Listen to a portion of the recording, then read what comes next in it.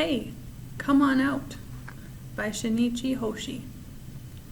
The typhoon had passed and the sky was a gorgeous blue. Even a certain village not far from the city had suffered damage. A little distance from the village and near the mountains, a small shrine had been swept away by a landslide. I wonder how long that shrine's been there. Well, in any case, it must have been here since an awfully long time ago. We've got to rebuild it right away.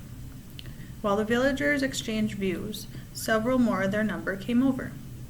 It sure was wrecked. I think it used to be right here. No, looks like it was a little more over there. Just then, one of them raised his voice. Hey, what in the world is this hole? Where they had all gathered, there was a hole about 1 meter in diameter. They peered in, but it was so dark nothing could be seen. However, it gave one the feeling that it was so deep it went clear through the center of the earth. There was even one person who said, I wonder if it's a fox's hole. Hey, come on out, shouted a young man into the hole.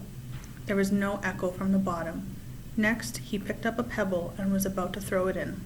You might bring down a curse on us. Lay off, warned an old man. But the younger one energetically threw the pebble in. As before, however, there was no answering response from the bottom. The villagers cut down some trees, tied them with rope, and made a fence which they put around the hole. Then they repaired to the village. What do you suppose we ought to do? Shouldn't we build the shrine up just as it was over the hole? A day passed with no agreement.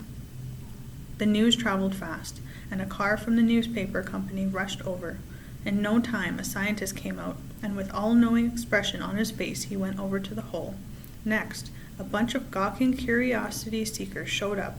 One could also pick out here and there men of shifty glances who appeared to be concessionaires. Concerned that someone might fall into the hole, a policeman from the local substation kept a careful watch. One newspaper reporter tied a weight to the end of a long cord and lowered it into the hole. A long way down it went. The cord ran out, however, and he tried to pull it out, but it would not come back up. 2 or 3 people helped out, but when they all pulled too hard, the cord parted at the edge of the hole. Another reporter, a camera in hand, who had been watching all of this, quietly untied a stout rope that had been wound around his waist. The scientist contacted people at his laboratory and had them bring out a high-powered bullhorn, with which he was going to check out the echo from the hole's bottom. He tried switching through various sounds, but there was no echo. The scientist was puzzled, but he could not very well give up with everyone watching him so intently. He put the bullhorn right up to the hole, turned it to its highest volume, and let it sound continuously for a long time. It was a noise that would have carried several dozen kilometers above ground, but the hole just calmly swallowed up the sound.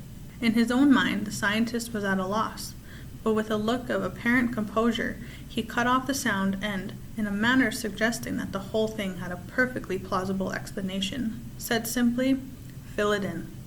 Safer to get rid of something one didn't understand. The onlookers, disappointed that this was all that was going to happen, prepared to disperse. Just then one of the concessionaires, having broken through the throng and come forward, made a proposal. Let me have that hole. I'll fill it in for you. We'd be grateful to you for filling it in, replied the mayor of the village, but we can't very well give you the hole. We have to build a shrine there. If it's a shrine you want, I'll build you a fine one later. Shall I make it with an attached meeting hall?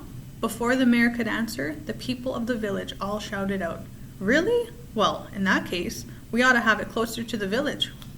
It's just an old hole. We'll give it to you. So it was settled, and the mayor, of course, had no objection. The concessionaire was true to his promise. It was small, but closer to the village he did build for them a shrine with an attached meeting hall. About the time the autumn festival was held at the new shrine, the hole-filling company established by the concessionaire hung out its small shingle at a shack near the hole. The concessionaire had his cohorts mount a loud campaign in the city. We've got a fabulously deep hole. Scientists say it's at least 5,000 meters deep, perfect for the disposal of such thing as waste from nuclear reactors. Government authorities granted permission. Nuclear power plants fought for contracts. The people of the village were a bit worried about this, but they consented when it was explained that there would be absolutely no above-ground contamination for several thousand years, and that they would share in the profits. Into the bargain, very shortly, a magnificent road was built from the city to the village.